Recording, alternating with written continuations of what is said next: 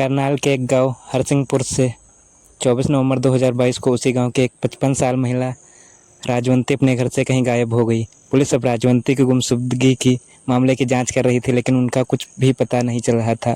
वो अपने घर में किसी को बताए बगैर कहीं चली गई थी। इस सिलसिले में घर वालों ने घरौंदा थाने में रिपोर्ट लिखवाई थी। महिला की दिमागी हालत ठीक थी, किसी से कोई शिकायत परेशानी नहीं थी। अचानक कहाँ गई ये राज बना हुआ था। ऐसे में गुमशुदगी के इस रहस्यमय मामले की जांच सीआईएफ स्टाफ के हवाले कर दी गई। इस बीच पुलिस का ध्यान एक अजीब इत्तेफाक पर गया। इत्तेफाक ये कि जिस रोज राजवंती देवी गायब थी, उसी रोज उसी गांव में एक लड़की की एक दर्दनाक हादसे में मौत हो गई थी। 25 साल की इस लड़की का नाम अंतिमा था। अंतिमा अपने ही घर में करंट लगने और झुलसने की वजह से मारी गई। ये वारदात तब हुई जब लड़की के घर वाले बाहर थे।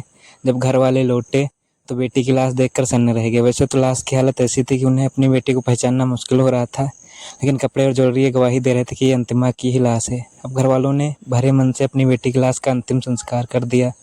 अब पुलिस ने दोनों मामलों की जांच साथ में करने का फैसला किया।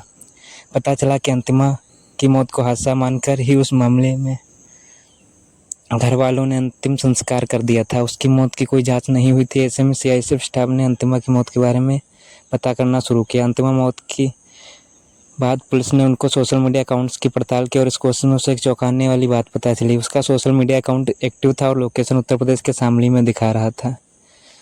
अब सीआईएसएफ स्टाफ की टीम करनाल पहुंची और उसने सीधे उस जगह पर दबिश दी जहां का लोकेशन हो रहा था। पुलिस को तो शक था ही, शक सही निकला।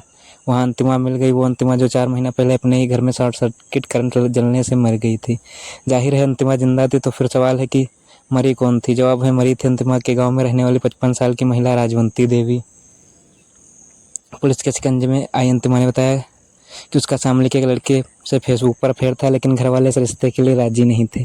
ऐसे में वो अपनी मौत दिखाकर अपने आशिक के साथ सुकून की ज़िंदगी जीना चाहती थी। प्लानिंग उसने पहले से तैयार रखी थी, बस उससे मौके का इंतज़ार था। इत्तेफाक से 24 नवंबर को उसके घर वाले कहीं बाहर गए थे और मौका पाकर उसने अपने पड़ोस में रहने वाली राजवंती देवी को बुला लिया। इसके बाद उन्हें पानी में नींद की गोली मिलाकर दे दी।